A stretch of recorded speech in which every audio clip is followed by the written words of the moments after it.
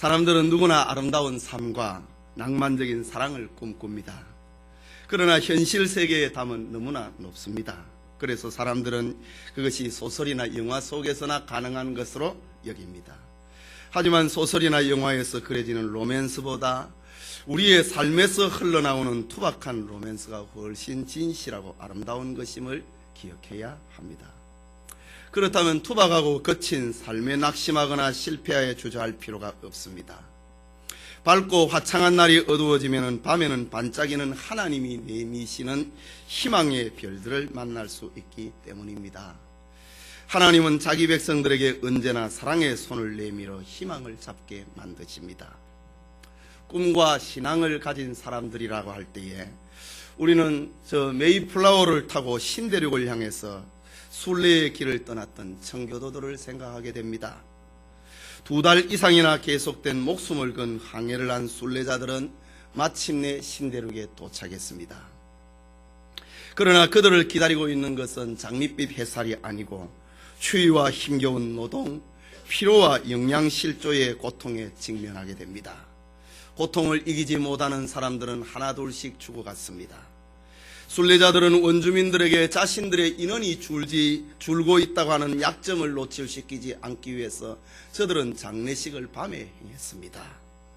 겨울이 지난 후에 그들의 숫자는 그만 반으로 줄고 말았습니다. 앞에는 미개척의 원시림, 뒤에는 망망대해, 그리고 시시각각으로 다가오고 있는 가족을 잃는 슬픔, 예측할지 못하는 불안감, 그리고 신대륙 개척이라고 하는 위압감은 그들을 절망케 하기에 충분했습니다. 고통스러운 겨울이 지나가고 얼었던 대지가 녹는 봄이 되었습니다. 하지만 저들에게 환경이 좋아진 것이라고는 없었습니다. 손에 잡히는 것도 없었고 눈에 보이는 것도 귀에 들리는 것도 저들에게는 아직 없었기 때문입니다. 저들을 태워온 선장은 이제라도 봉구고 돌아가기를 원하는 사람들은 주저하지 말고 배에 올라타라고 권했습니다.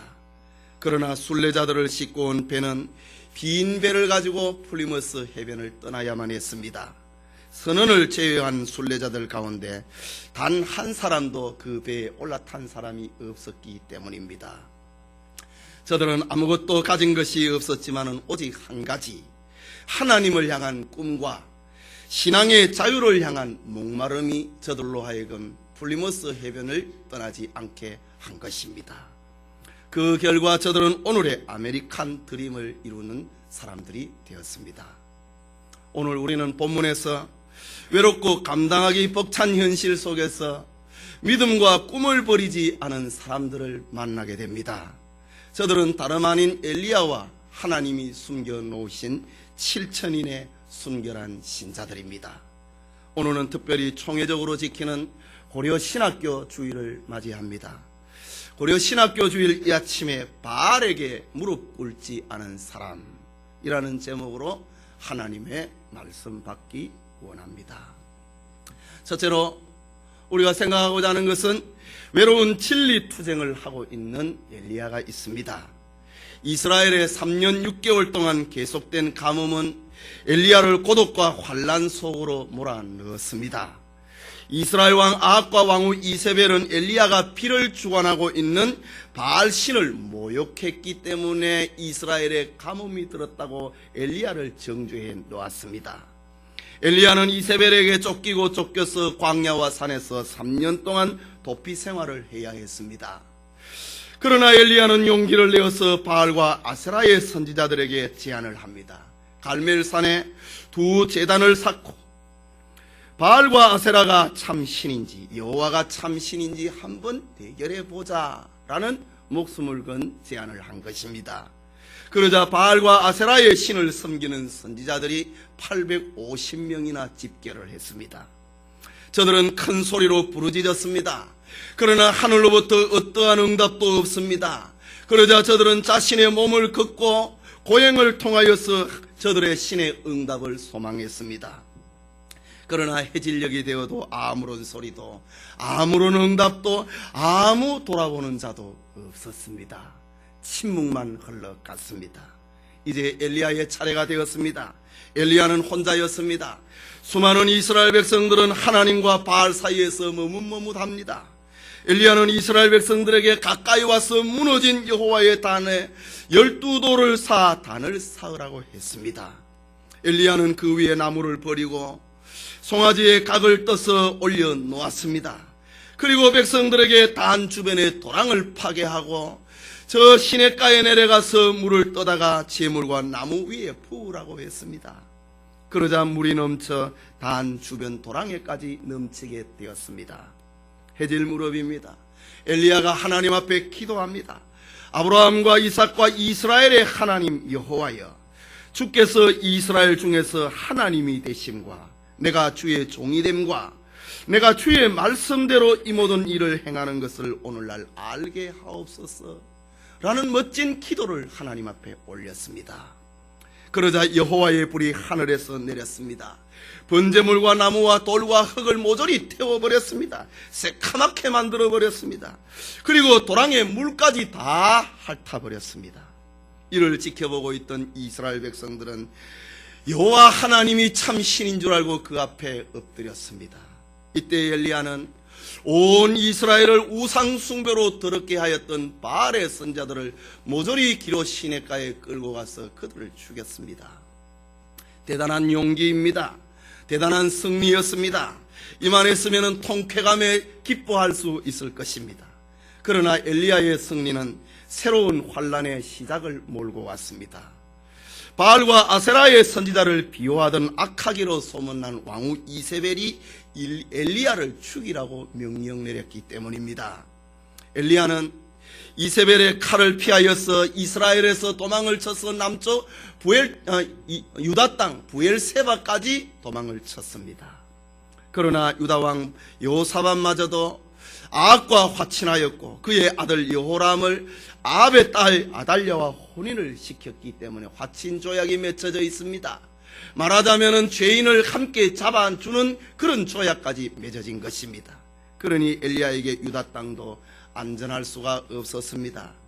엘리야는 이제 어디 도망칠 곳도 없습니다. 사람이 살지 아니하는 광야로 도망을 쳤습니다.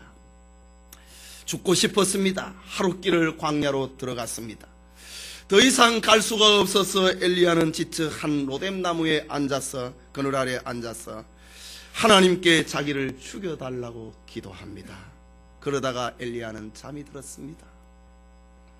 그때 하나님께서 자신의 사자를 보냈습니다.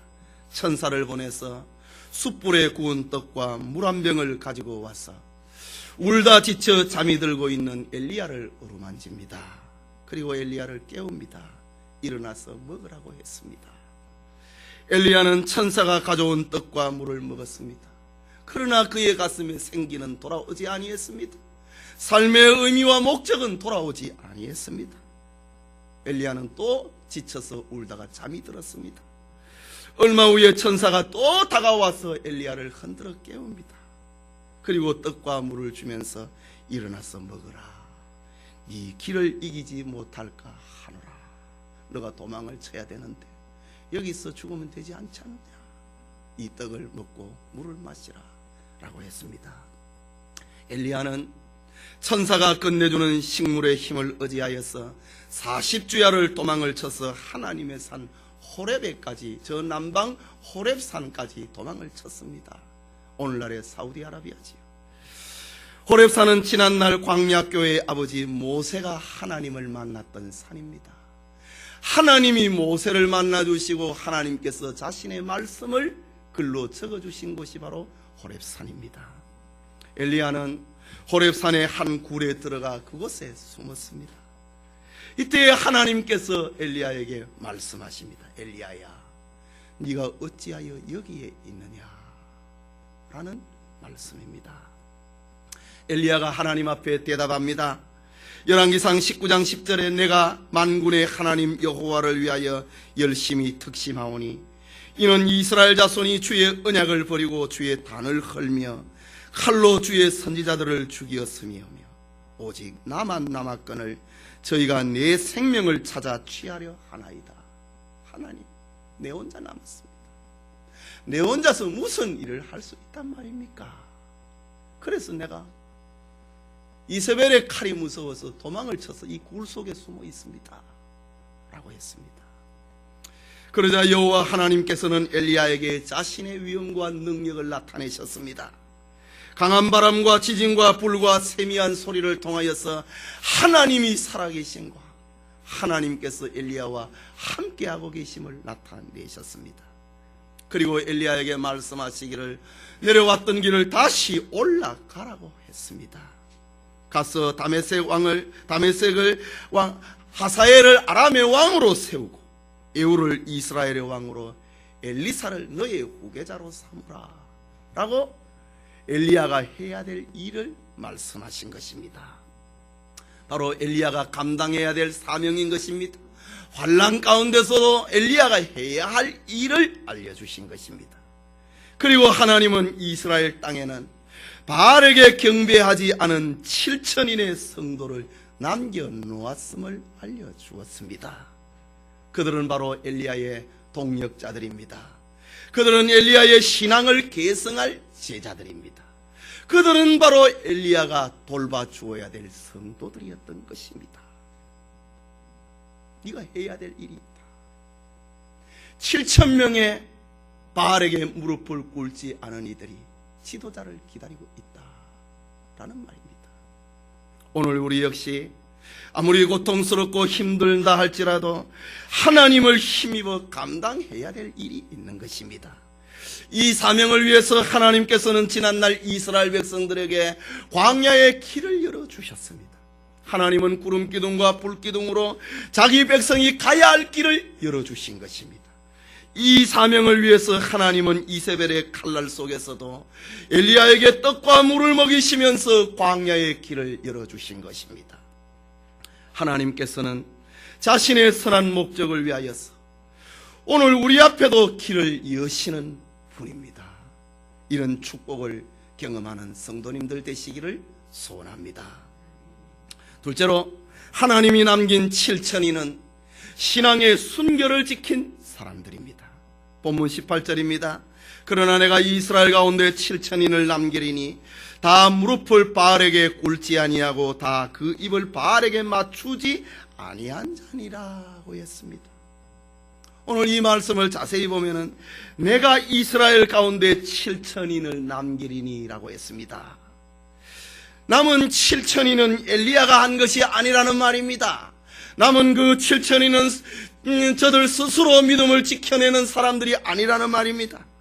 그렇다고 해서 이스라엘 왕의 새로운 왕이 등장을 하여서 저들의 믿음을 지켜주었던 것도 아닙니다. 오늘 본문에 보니까 내가 남기리니 라고 했습니다. 하나님이 그래 한단 말이지요. 하나님 자신이 이 이스라엘 땅에 7,000명을 남겨놓을 것이다 라는 말입니다. 온 이스라엘이 바알의 권력 앞에 이세벨의 칼날 앞에 무릎을 꿇고 그 바알 앞에 입을 맞추는 혼합주의에 빠져버리지만은 하나님께서 내가 그들을 남겨놓을 것이다 라고 말씀하고 계십니다. 하나님이 하시는 일입니다. 신앙 순결 운동은 하나님이 하신다고 하는 말입니다. 성도의 믿음을 하나님이 지켜주신다고 하는 말입니다. 하나님이 하시는 일이기 때문에 좌절하거나 실패하거나 중간에 멈출 수가 없는 일입니다. 아무리 이세벨이 온 이스라엘 천지를 어두움으로 덮어놓는다 할지라도 하나님이 하시는 일이기에 멈추게 할 수 없다는 말입니다. 하나님께서는 자신의 구원 운동을 위하여서 그 어두운 시대에 엘리야와 7,000인의 성도를 남겨놓은 것입니다. 그리고 환난기를 보내게 하셨습니다. 종교개혁의 횃불을 들었던 루터가 하나님의 이런 진리운동의 부름을 받았습니다.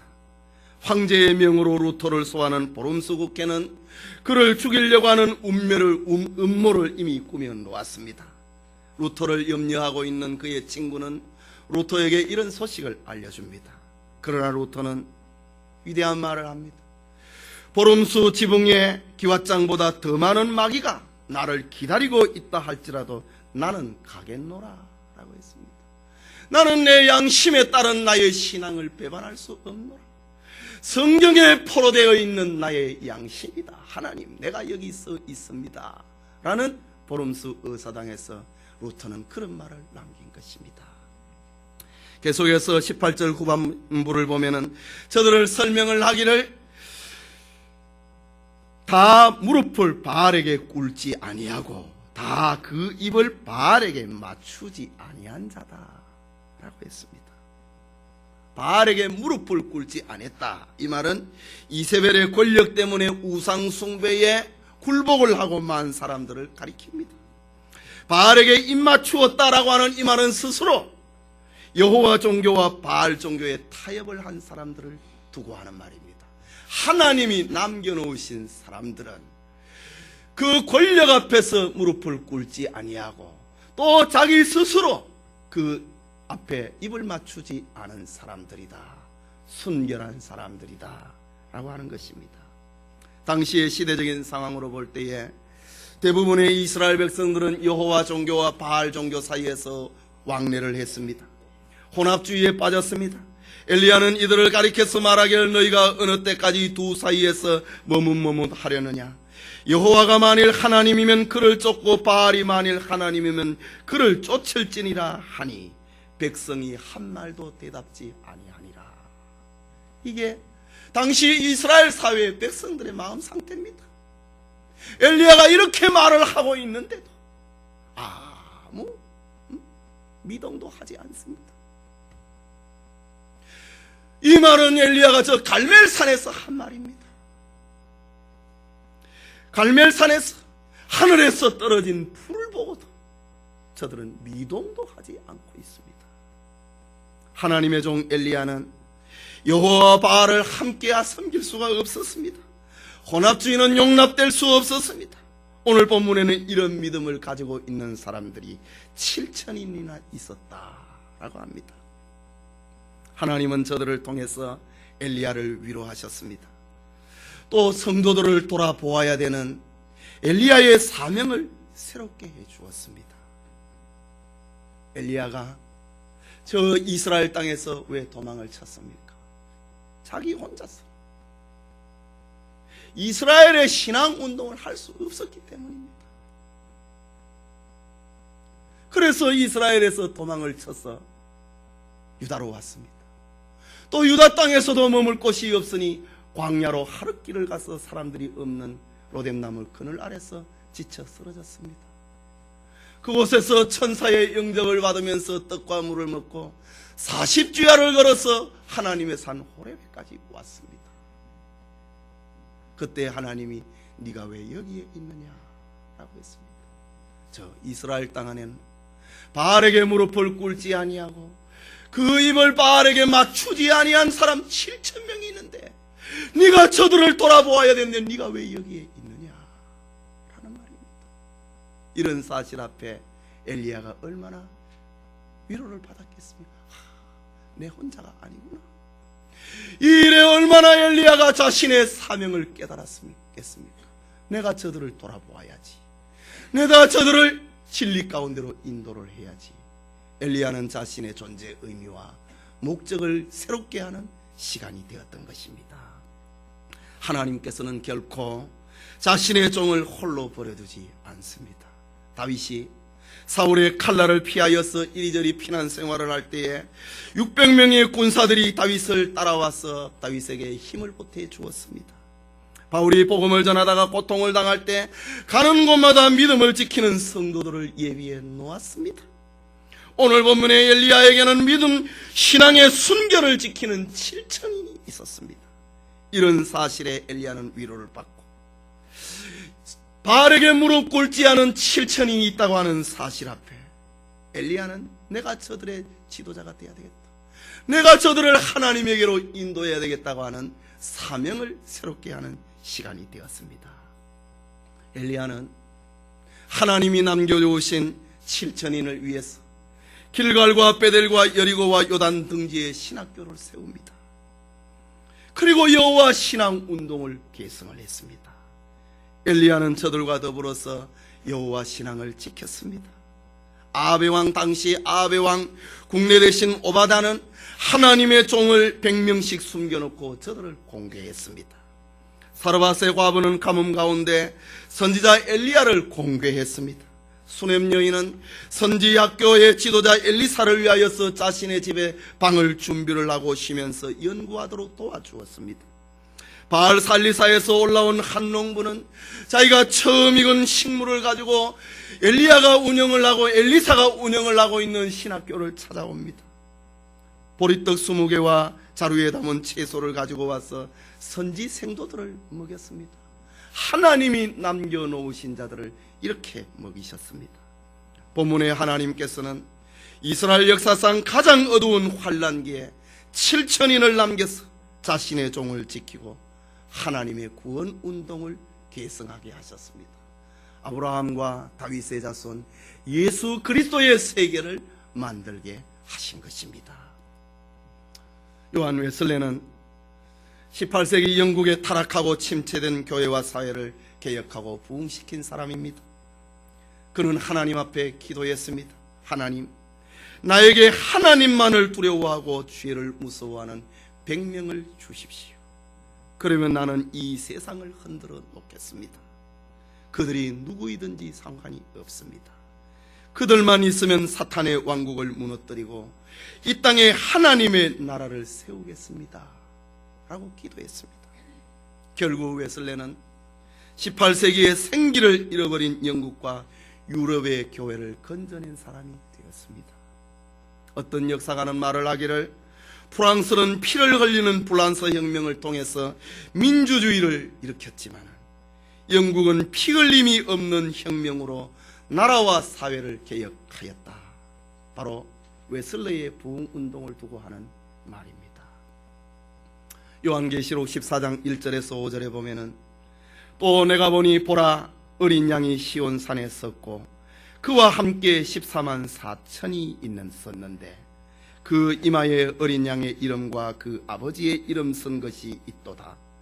이 사람들은 여자로 더불어 더럽히지 아니하고 정절이 있는 자라.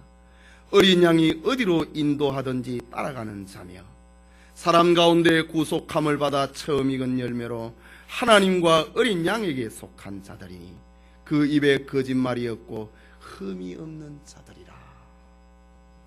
엘리야 시대뿐만이 아니고 저 종교개혁 시대뿐만이 아니고 사도 요한은 밤모섬에서 장차 일어날 종말의 세계를 그 시대상을 사도 요한은 보게 됩니다.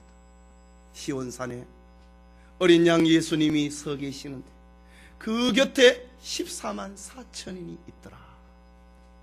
그 이만에는 하나님과 어린 양 예수의 도장이 찍혀 있더라. 저들은 세상과 더불어서 섞이지 않은 사람이고 어린 양 예수님이 인도하는 대로 따라가는 사람들이더라. 저들은 하나님과 어린 양에게 속한 사람이고 그 입에 거짓이 없고 흠이 없는 사람이더라. 이 세상 종말에도 하나님이 남겨놓으신 사람이 있다라는 말입니다. 요한계시록 14장 바로 앞에 13장에는 짐승의 표를 받은 사람들이 등장을 합니다. 온 세상이 짐승의 표를 받았어. 그 표를 받지 아니한 자는 매매를 장사를 못하게 되는데, 그러나 그 중에도 시온산에 어린 양이 서 계시고 그 곁에 14만 4천인이 있더라 라고 했습니다. 어떤 시대이든지 간에 하나님께서는 자신의 남겨놓은 사람들이 있다. 내가 7천인을 남겨놓았다 라고 하는 것처럼 이 종말 시대에도 역시 하나님으로부터 남은 자가 있다라는 말입니다. 예배드리는 성도님, 하나님은 어떤 어두운 시대라 할지라도 신앙의 순결을 지키는 사람들을 남겨놓으십니다. 또 그들을 인도할 진리의 종을 세우십니다. 저들로 하여금 앞에서 끌고 뒤에서 밀어서 하나님의 구원 운동을 계승을 하게 하는 것입니다. 구원받기로 작정된 그 수가 찰 때에 우리 주님이 재림하시는 것이 이 역사의 흐름인 것입니다. 하나님께서 남기신 자, 바알에게 무릎을 꿇지 않은 자의 축복이 여러분과 함께 할 수 있기를 소원합니다. 마지막으로 이런 신앙을 고려 신학교가 물려받았습니다. 바알에게 무릎 꿇지 않은 순결 운동이 우리의 조국에도 일어났습니다. 우리나라를 무력으로 점령한 일본은 천황 일대올로기를 주입을 하기 위해서 이 땅 곳곳에 신사를 세우고 백성들로 하여금 참배하게 했습니다. 이것이 36년 동안 계속된 신사 참배라고 합니다. 그런데 1937년에 일본은 중국 본토를 공격을 하는 태평양 전쟁, 대동아 전쟁을 일으킵니다. 이 이후로 일본은 천황이 다스리는 나라의 신하된 백성이라고 하면서 황국 신민의 의무라고 하여서 신사 참배를 더욱 강요하게 됩니다. 이때에 가장 큰 걸림돌은 이 땅의 교회였습니다. 교회는 성도들의 삶의 원리를 담은 10계명이 있고 제2계명에 우상에게 절하지 말라고 하는 계명을 생명처럼 지키고 있기 때문입니다. 일제의 압박이 계속이 되자 당시 대부분의 신학교와 교회는 바알과 아세라의 우상 앞에 무릎을 꿇고 입을 맞추는 것처럼 권력 앞에 굴복하여서 신사 참배를 다 해버리고 말았습니다. 이것이 어두운 우리의 역사입니다. 신사 참배를 거절한 사람은 감옥에 갇혔습니다. 시조를 당하고 옥고를 치르고 때로는 감옥에서 죽었습니다. 당시 장로 교회에 뿌린 평양신학교는 신사 참배를 반대하는 주장을 하다가 1938년에 신학교는 폐교를 당하고 맙니다. 그러나 어두움의 역사와 세력은 이 땅을 영원히 지배할 수는 없었습니다. 마치 저 악과 이세벨이 온 이스라엘을 영원토록 지배할 수 없었듯이 우리의 조국을 일본이 계속해서 지배할 수 없었습니다. 하나님께서는 순교자의 피로 적셔진 이 땅의 교회에 1945년 8월 15일에 해방의 기쁨을 주신 것입니다. 이미 일본은 45년 8월 18일에 감옥에 수감이 되어 있는 진리의 종들을 다 죽이려고 계획을 해놓았습니다. 그런데 하나님께서 그 날을 3일을 땡겨서 8월 15일에 이 땅에 해방을 주신 것입니다. 이 땅에 일본군이 몰려가고 해방이 찾아왔습니다. 감옥에서 신앙을 지키다가 순교한 영적인 지도자들 외에 3일 후에 죽기로 예비되어 있던 신앙의 지도자들이 감옥에서 나왔습니다. 그들은 추록을 하고 난 다음에 당시의 의용종교 지도자들을 향하여서 회개와 신행일치의 삶을 부르짖었습니다. 그러나 추록 성도들의 뜻대로 되지 아니했습니다. 당시에 온갖 일본의 비호와 호의를 받으면서 있었던 교회의 지도자들은 너만 고생을 했느냐, 우리도 고생했다고 하는 이런 논리를 가지고 감옥에서 나온 신자들의, 성도들의, 지도자들의 부르짖음을 외면해 버렸습니다. 오히려 순결한 신앙과 신학은 코너에 몰리고 숫자가 적으니 역사의 코너에 몰리고 말았습니다.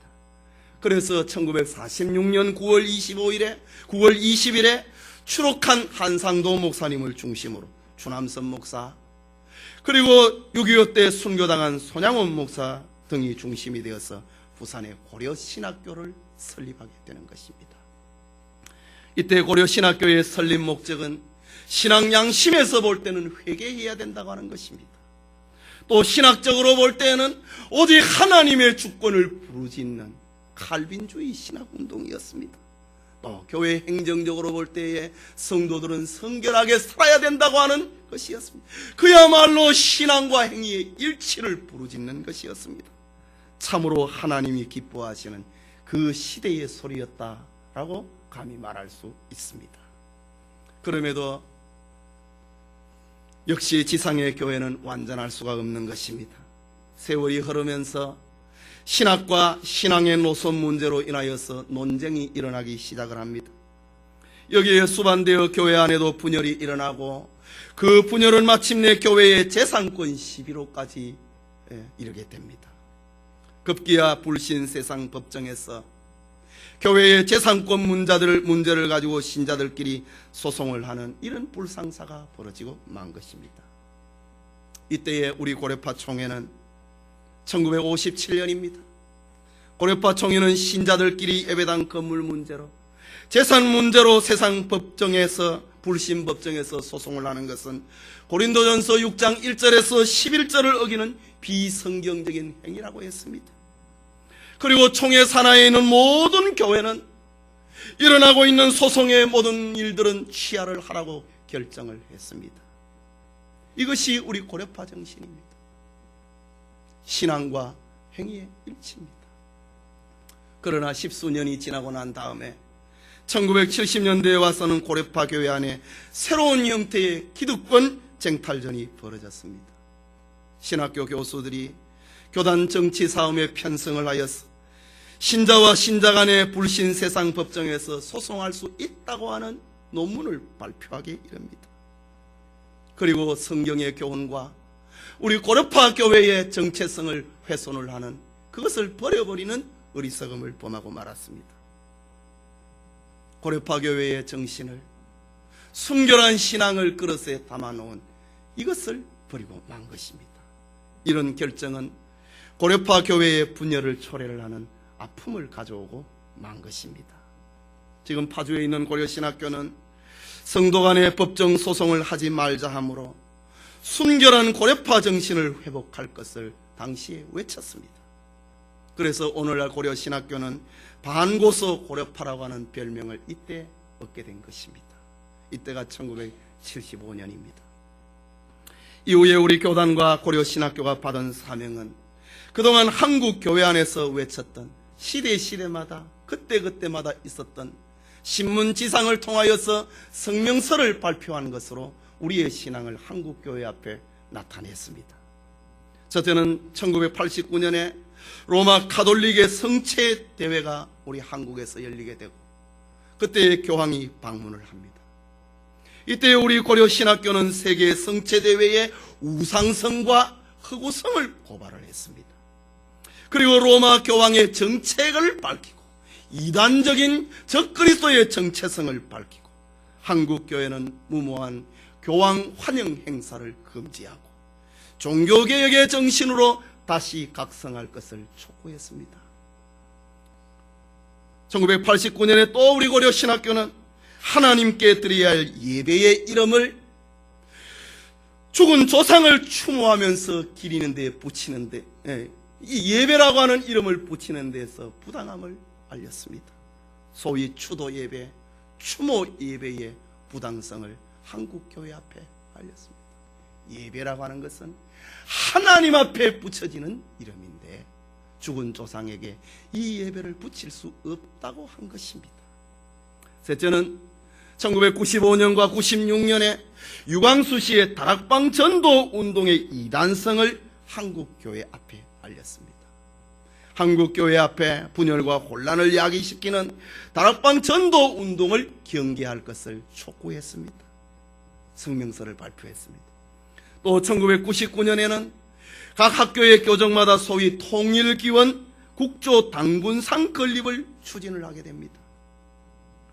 그리고 당군 신화를 종교화하려고 했습니다. 허구의 인물을 실제의 인물로 만들어내고 그것을 종교화하려고 했습니다. 학교 교정에 세우는 일들이 있었습니다. 이때 고려신학교는, 우리 교단은 당군상 건립은 교육의 현장에서는 있어서는 안 될 우상숭배 조장 행위가 됨을 경고를 하고 즉각 철거를 요구를 하는 성명서를 내놓았습니다. 또 2009년에는 WCC 제10차 총회가 부산에서 개최되는 것을 발표를 합니다. 소위 종교 올림픽이라고 합니다. 이때 한국교회 절대 다수의 교회가 이것을 찬성을 하고 지금 이 일을 준비를 하고 있습니다.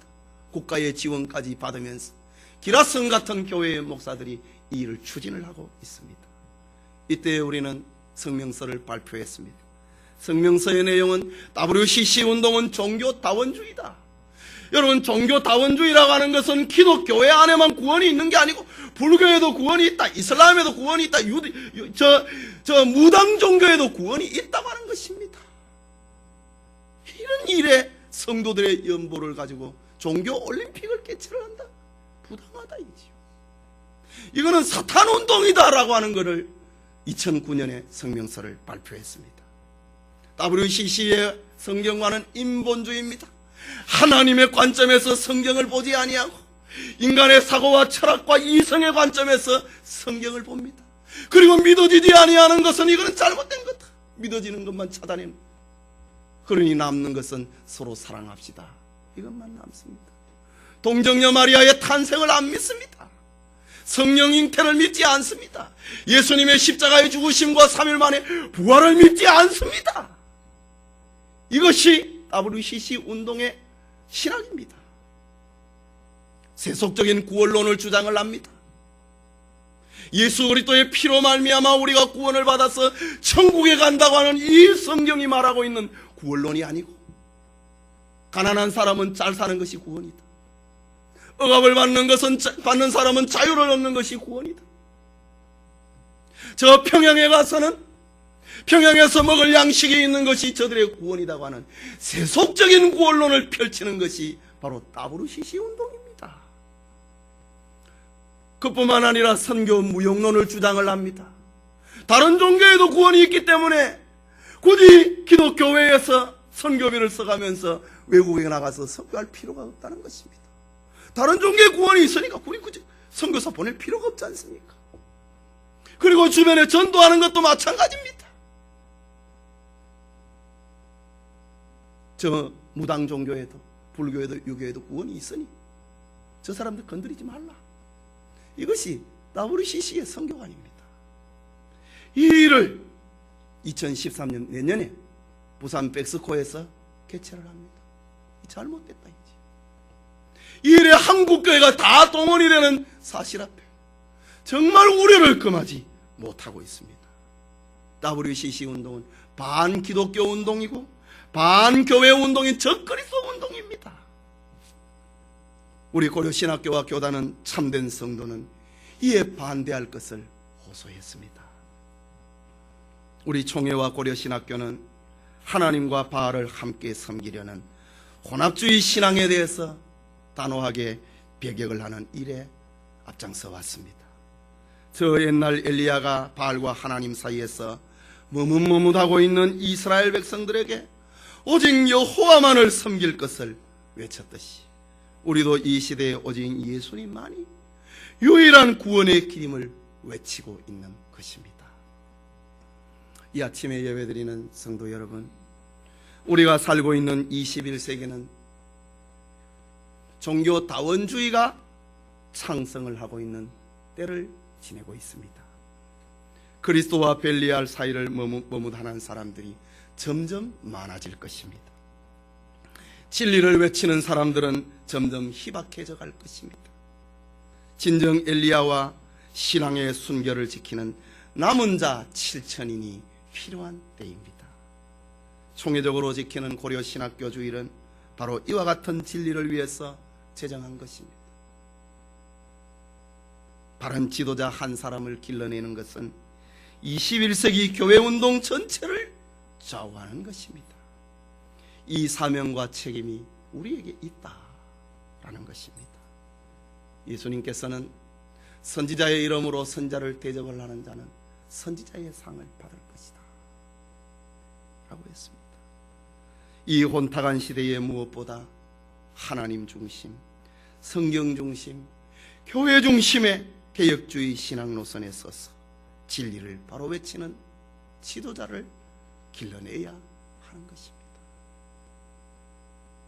오늘 종교 다원주의가 교회 안에까지 넘쳐나니 하나님 중심, 성경 중심, 교회 중심이라고 하는 말이 얼마나 빛을 잃어가고 있습니까? 그러나 사도 요한이 밤모섬에서 종말의 계시를 보았던 것처럼 어린 양이 시온산에 서 계시는데 하나님과 어린 양의 인을 이마에 맞은 사람들이 14만 4천인이 거기에 서 있더라. 물론 그 숫자는 영적인 숫자입니다.